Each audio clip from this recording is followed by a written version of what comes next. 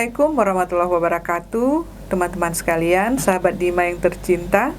Hari ini Dima akan membahas tentang kekerasan dalam rumah tangga atau yang sering disebut dengan KDRT, apa, mengapa, dan bagaimana. Sebelum kita mulai, jangan lupa menekan like, subscribe, dan nyalakan lonceng notifikasi, serta jangan lupa membagikan video ini kepada orang lain agar semakin banyak orang yang akan menerima manfaatnya. Teman-teman sekalian, KDRT adalah sebuah fenomena sosial yang sering terjadi di dalam kehidupan manusia. Kejadian ini sebenarnya sudah ada dari sejak zaman dulu. Hal ini termasuk konflik sosial yang terjadi di dalam ranah rumah tangga atau yang disebut juga dengan ranah domestik, di mana pelaku dan korbannya berada di dalam ruang lingkup keluarga atau rumah tangga. Hari ini kita akan khusus membahas apa sih yang dimaksud dengan KDRT dan apa saja bentuk-bentuknya, serta siapa saja yang dapat menjadi pelaku maupun korbannya. Teman-teman, saya pribadi meyakini bahwa sebenarnya kasus KDRT sudah terjadi sejak dari zaman dulu. Kasus KDRT pertama di dunia itu adalah yang terjadi antara dua orang anak Adam, yaitu Qabil dan Habil, dua orang bersaudara yang berkonflik sehingga berakhir dengan pembunuhan yang dilakukan oleh Qabil terhadap adiknya Habil. Mungkin teman-teman sering juga ya dengar cerita ini. Ini adalah bukti bahwa kasus KDRT memang sudah ada dari zaman dulu. Hanya saja banyak orang yang tidak memahami fenomenanya sebenarnya seperti apa. Jumlah kasus KDRT di mana-mana sebenarnya banyak sekali loh teman-teman. Namun yang berani mengungkapkannya ke permukaan atau melaporkan kasus ini hanya sebagian kecil saja. Karena banyak orang yang meyakini bahwa KDRT adalah suatu peristiwa biasa yang sangat private dan dianggap sebagai masalah keluarga, sehingga dilarang atau dianggap tabu untuk dibahas dan diceritakan ke orang lain, apalagi kalau harus dilaporkan ke pihak yang berwajib. Maka hal ini akan dianggap membuat malu keluarga. Dalam budaya patriarki, ada anggapan bahwa suami dibolehkan melakukan kekerasan terhadap istri atau anak-anak mereka dalam rangka untuk mendidik dengan disiplin, agar mereka taat dan patuh terhadap ayah mereka atau suami mereka, sehingga menjadi lebih mudah untuk dipimpin dan diatur. Namun, seiring berjalannya waktu ketika dilakukan kajian dan sejumlah penelitian tentang dampak yang akan ditimbulkan dari KDRT tersebut, maka akhirnya dapat disimpulkan bahwa KDRT adalah perbuatan kriminal yang berdampak sangat negatif bagi anggota keluarga yang menjadi korban. Bahkan KDRT dianggap sebagai salah satu penyebab buruknya perkembangan karakter seseorang semenjak dari masa kanak-kanak hingga menjadi orang dewasa.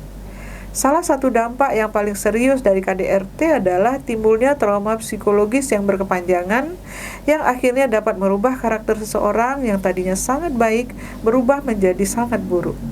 Bahkan, orang yang sering mengalami KDRT di masa lalunya atau sering menyaksikan tindakan kekerasan seperti ini, jika dia laki-laki akan sangat berpotensi untuk menjadi pelaku KDRT di masa depannya, karena dia sudah terlanjur meniru perilaku tersebut dari ayahnya dan berpikir bahwa seperti itulah seyogianya cara laki-laki mendidik keluarga. Sedangkan jika dia perempuan, akan sangat berpotensi menjadi korban, karena terlanjur menghayati bahwa wajar jika dia mengalami KDRT dan menganggap hal tersebut sudah menjadi nasibnya perempuan. Setiap orang harus paham dan mengerti bahwa dalam relasi personal, baik itu di dalam keluarga maupun di luar, maka yang paling penting adalah bagaimana kita bisa saling menghargai, saling menghormati, melindungi, saling mendukung, dan membangun hubungan yang harmonis dalam keluarga. Penting sekali membangun hubungan yang harmonis dalam arti yang sebenarnya ya, bukan pura-pura harmonis. Sehingga semua anggota keluarga dapat hidup, tumbuh, dan berkembang dengan baik, dengan penuh rasa aman, damai, bahagia dan sejahtera, sehingga jadilah keluarga tersebut menjadi keluarga yang sehat dan kuat. Jika semua keluarga hidupnya seperti itu, maka masyarakatnya pun dapat menjadi masyarakat yang kuat dan tangguh, yang mampu menciptakan suasana hidup yang damai. Karena keluarga adalah satuan atau unit terkecil dari sebuah masyarakat. Jika keluarga baik, maka masyarakat pun akan menjadi masyarakat yang baik. Menurut saya hal ini juga sesuai dengan anjuran agama yang menganjurkan kita untuk selalu melakukan perbuatan yang baik terhadap orang lain. Dan agama manapun tidak meridhoi segala tindakan yang buruk, apalagi yang sifatnya menganiaya orang lain. Lalu bagaimana jika KDRT berkembang terus secara meluas? Apa yang akan terjadi pada negara kita? Bagaimana keadaan generasi muda yang seharusnya tumbuh secara sehat lahir dan batin, tapi malah sebaliknya, tumbuh menjadi generasi yang buruk dan lemah, memiliki banyak luka batin, sehingga memiliki cara pandang dan pikiran yang negatif terhadap dirinya sendiri maupun orang lain. Kesadaran inilah teman-teman yang mendorong negara kita untuk membuat dan mensahkan Undang-Undang Penghapusan Kekerasan dalam Rumah Tangga pada tahun 2004, atau disebut juga dengan Undang-Undang PKDRT nomor 23 tahun 2004. Sebelum peraturan ini lahir, maka kasus KDRT akan dianggap kasus kriminal biasa, bahkan sering tidak diproses secara hukum karena dianggap urusan keluarga atau urusan dalam rumah tangga yang sifatnya sangat private, sangat pribadi, sehingga negara dilarang untuk ikut campur di dalamnya. Jadi dulu itu, kalau terjadi KDRT, maka penyelesaiannya ya hanya di tingkat keluarga saja, teman-teman. Jika penyelesaian tidak adil bagi korban, maka korbannya hanya bisa pasrah dan menelan pil pahitnya selalu yang bernama KDRT. Sejak diundangkannya Undang-Undang PKDRT ini, maka negara dapat masuk untuk ikut serta ambil bagian dalam menyelesaikan kasus ini. Khususnya untuk kasus KDRT yang berat, yang membahayakan korban atau berdampak buruk terhadap korban, baik yang menjadi korban langsung maupun yang tidak langsung. Nah teman-teman, mari kita lihat, apa sih yang dimaksud dengan KDRT? Saya yakin banyak yang belum tahu, bahkan ada juga yang tidak percaya kalau fenomena ini memang ada.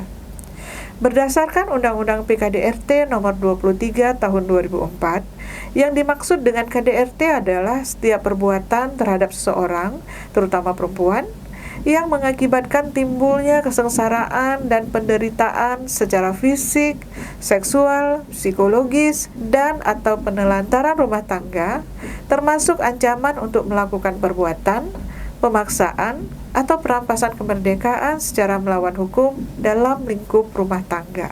Maksud dari definisi ini adalah KDRT merupakan tindakan atau perlakuan kekerasan yang menimbulkan rasa sakit dan penderitaan, baik secara fisik, mental, dan seksual, serta penelantaran secara ekonomi yang dilakukan oleh anggota keluarga terhadap anggota keluarga lainnya, termasuk orang yang bekerja di dalam keluarga tersebut, di mana mereka semua berada dalam satu lingkup rumah tangga yang terdiri dari suami, istri, anak, bisa jadi mertua jika mereka tinggal bersama, begitu juga adik atau kakak ipar, paman, bibi, atau kerabat yang lain jika mereka tinggal serumah ya. Kalau tidak tinggal serumah itu bukan KDRT namanya teman-teman. Kemudian orang lain yang bekerja dan tinggal dalam rumah tangga tersebut seperti pembantu, supir, tukang kebun, dan lain-lain. Jadi itu ya yang disebut dengan lingkup keluarga atau rumah tangga. Jadi bukan hanya suami, istri, dan anak saja, namun termasuk orang lain yang tinggal dalam keluarga seperti yang telah kita sebutkan tadi. Lalu pertanyaannya, siapa pelaku KDRT dan siapa pula korbannya? Teman-teman, semua orang yang tinggal dalam satu keluarga dapat berpotensi menjadi pelaku dan dapat pula menjadi korban. Semuanya sangat tergantung dari relasi kuasa antara keduanya. Biasanya yang menjadi pelaku memiliki kuasa atau kedudukan yang lebih tinggi daripada korban. Dan biasanya ini adalah laki-laki, seperti ayah atau suami. Sedangkan yang menjadi korban adalah pihak yang posisinya lebih rentan, seperti perempuan, baik itu istri atau anak perempuan. Di samping perempuan bisa juga orang yang lanjut usia, atau orang yang sedang sakit, atau bisa juga penyandang disabilitas. Dari kasus yang pernah kami tangani, yang paling sering melakukan KDRT adalah suami terhadap istrinya. Meskipun ada beberapa kasus, tapi ini memang sangat sedikit ya, keadaannya terbalik. Istrinya yang menjadi pelaku dan suami yang menjadi korban. Yang seperti ini sangat jarang terjadi teman-teman. Karena dalam masyarakat kita yang sangat patriarki, maka suami memiliki kekuasaan yang lebih tinggi dari istrinya. Karena secara sosial, kedudukan suami itu dipandang lebih tinggi dari istri. dinobatkan sebagai kepala keluarga, pemimpin atau imam dalam rumah tangga, dan orang yang paling mendapatkan privilege atau keutamaan atau keistimewaan baik di mata istri, di mata anggota keluarga yang lain, maupun di masyarakat. Apalagi sang suami adalah pencari nafkah utama dan tempat sang istri dan seluruh anggota keluarga menggantungkan segala kebutuhan hidup mereka. Jadi jelas ya, yang menjadi pelaku adalah orang yang memiliki kuasa lebih tinggi dibandingkan korbannya.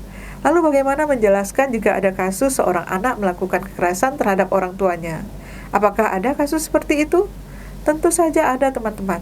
Coba dicek pada saat kejadian. Relasi kuasa antara anak yang dalam hal ini menjadi pelaku dan orang tuanya yang menjadi korban. Pasti kondisinya adalah sang anak lebih berkuasa daripada orang tuanya. Penyebabnya bisa jadi karena anak tersebut terlalu dimanjakan oleh orang tuanya, sehingga dia dapat bertindak suka hati, atau anaknya sudah besar dan berdaya, sedangkan orang tuanya sudah tua dan sangat rentang, sudah tidak berdaya lagi, dan tidak punya uang lagi, sehingga hidupnya bergantung kepada sang anak. Nah teman-teman, itulah sekilas tentang fenomena kejadian KDRT di dunia ini. Selanjutnya kita akan membahas tentang jenis-jenis KDRT itu sendiri. Jenis-jenis KDRT atau sering juga disebut dengan bentuk KDRT ada 4, teman-teman. Yang pertama yaitu kekerasan fisik. Contohnya seperti memukul, menjambak, menendang, menampar, menonjok, bahkan sampai membunuh. Artinya tindakan kekerasan yang dilakukan itu melukai fisik korban yang menimbulkan gejala sakit fisik, mulai dari yang ringan, sedang, sampai yang berat, bahkan ada yang sampai menyebabkan kematian. Kalau yang ringan, misalnya bekas pukulan atau tamparannya terasa perih dan sedikit memerah. Bekas jambakan juga terasa sakit. Sedangkan gejala yang sedang biasanya harus dibawa ke rumah sakit, seperti luka memar, sehingga harus diberi obat. Kalau luka yang berat mengakibatkan korban mengalami luka yang parah, yang menyebabkan luka permanen dan kecacatan, bahkan kematian. Yang kedua adalah kekerasan psikis atau psikologis. Artinya, tindakan kekerasan yang dilakukan oleh pelaku tidak menimbulkan luka di tubuhnya, tetapi menimbulkan luka pada psikisnya, yaitu pada hati dan perasaan si korban. Contohnya menghina, memaki, merendahkan, membentak, menelantarkan, mendiamkan atau tidak pernah diajak ngomong, dan lain-lain. Dampak yang ditimbulkan dari tindakan kekerasan psikis ini, gejalanya bisa ringan dan juga bisa berat. Yang gejalanya ringan adalah korban hanya merasa kesal, jengkel, sakit hati, sedih, marah, dan rendah diri. Sedangkan yang berat, korban dapat mengalami gangguan jiwa yang serius, mulai dari trauma, depresi, PTSD, bahkan ada yang sampai mengalami gangguan jiwa berat dan bunuh diri. Perlu diperhatikan di sini bahwa kekerasan fisik yang dialami oleh korban, seperti penjelasan yang pertama tadi, di samping mengalami dampak secara fisik, korbannya juga pasti mengalami dampak psikologis. Tidak ada kekerasan fisik yang membuat korban baik-baik saja secara psikologis. Pasti korban merasa sangat takut, trauma, tidak berdaya, bahkan kekerasan fisiklah yang paling banyak membuat korban mengalami gangguan mental yang sangat serius. KDRT jenis kekerasan psikis juga ada yang membuat korban mengalami gangguan jiwa. Misalnya dilarang pergi kemanapun, tidak boleh jumpa dengan siapapun, tidak boleh bekerja tapi juga tidak dinafkahi. Korban tidak dipukul, tapi dirampas semua hak dan kebebasannya. Ini juga tergolong dalam KDRT yang berat. Yang ketiga adalah KDRT jenis kekerasan seksual. Nah teman-teman, kalau yang ini banyak sekali orang yang tidak percaya. Mereka sering mengatakan, masa sih ada kekerasan seksual dalam rumah tangga? Bukankah melakukan aktivitas seksual antara suami dan istri itu sah dan legal? Nanti dulu teman-teman, yang dimaksud kekerasan seksual di sini adalah perlakuan seksual yang dilakukan oleh pelaku sangat menyakitkan baik secara fisik maupun mental bagi si korban. Meskipun itu di dalam ranah yang legal atau sah menurut hukum agama dan hukum negara. Misalnya mengajak melakukan hubungan intim ketika korban sedang haid atau di saat sedang sakit.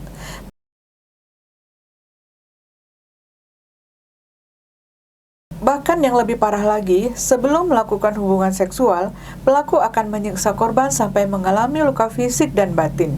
Setelah korbannya terlihat kesakitan, baru pelaku dapat merasa puas dalam melakukan hubungan seksual. Dulu saya pernah punya klien, mohon maaf, vaginanya itu lecet, bengkak dan infeksi karena diajak berhubungan intim sampai 35 kali dalam sehari. Paling sedikit 10 kali dalam sehari katanya. Ini sudah di luar kewajaran dan sangat menyiksa. Inilah yang disebut dengan kekerasan seksual dalam dimensi rumah tangga. Jenis kekerasan seksual dalam rumah tangga yang lain yang juga pernah saya tangani adalah kasus incest. Incest itu artinya hubungan seksual antara orang yang memiliki hubungan darah. Misalnya ayah dengan anak kandungnya, adik dengan kakak, atau abang dengan adik, paman dengan keponakan, dan seterusnya. Mereka adalah orang-orang yang memiliki hubungan darah. Mungkin di sini teman-teman ada yang heran ya, bahkan cenderung tidak percaya. Tapi seperti itulah fenomenanya. Dan incest ini termasuk KDRT jenis kekerasan seksual, kalau seandainya kejadiannya terjadi dalam satu rumah tangga. Semoga dapat dipahami ya. Kemudian jenis KDRT yang keempat, yaitu kekerasan yang berdimensi ekonomi. Pada kekerasan jenis yang ini, korban dibuat tidak berdaya secara ekonomi. Contohnya korban tidak diberi nafkah, atau kalaupun diberi, jumlahnya sangat dibatasi sehingga korban menjadi sangat tertekan. Ada juga yang melarang korban untuk bekerja mencari uang, tetapi kebutuhannya juga tetap tidak dipenuhi. Kemudian ada yang ditelantarkan secara ekonomi. Setelah dinikahi, korban ditinggalkan begitu saja tanpa dinafkahi sedikit pun. Bahkan pelaku tidak pernah pulang atau sangat jarang pulang ke rumah. Dalam kasus ini, pelaku tidak mau tahu sedikit pun terkait nafkah yang dibutuhkan oleh korban. Dan yang paling parah, ada juga korban yang dieksploitasi secara ekonomi atau dijadikan mesin atau sebagai budak untuk mencari uang. Korban disuruh bekerja keras, lalu hasilnya diambil semuanya oleh pelaku. Nah teman-teman, semoga sekarang kita semua semakin paham ya tentang fenomena KDRT. Terus terang, pembahasan tentang KDRT ini sebenarnya sangat panjang. Tapi agar Anda dapat mengikutinya dengan fokus dan tidak bosan, maka saya akan menjelaskannya secara bertahap. Jadi untuk sesi kali ini saya rasa cukup dulu. Pada video-video berikutnya, kita akan lanjutkan lagi pembahasannya, masih seputar KDRT, yaitu tentang mengapa KDRT dapat terjadi, apa yang menyebabkan masalah ini terjadi, serta bagaimana cara menyelesaikan atau mengatasinya dengan baik, sehingga dapat mengembalikan korban kepada kehidupan yang lebih baik. Kali lagi, jangan lupa like, subscribe, dan bagikan video ini ke orang lain, agar lebih banyak orang yang paham tentang fenomena ini, sehingga kita semua dapat melakukan upaya pencegahan, agar kasusnya tidak bertambah banyak. Dan yang paling saya harapkan juga adalah kita bisa memberikan bantuan kepada saudara-saudara kita yang mengalaminya, sehingga mereka tidak merasa sendiri dan merasa mendapatkan dukungan yang akan mempercepat proses penyelesaian dan pemulihan bagi mereka. Sampai bertemu kembali pada video berikutnya. Wabillahi taufiq wal hidayah. Assalamualaikum warahmatullahi wabarakatuh.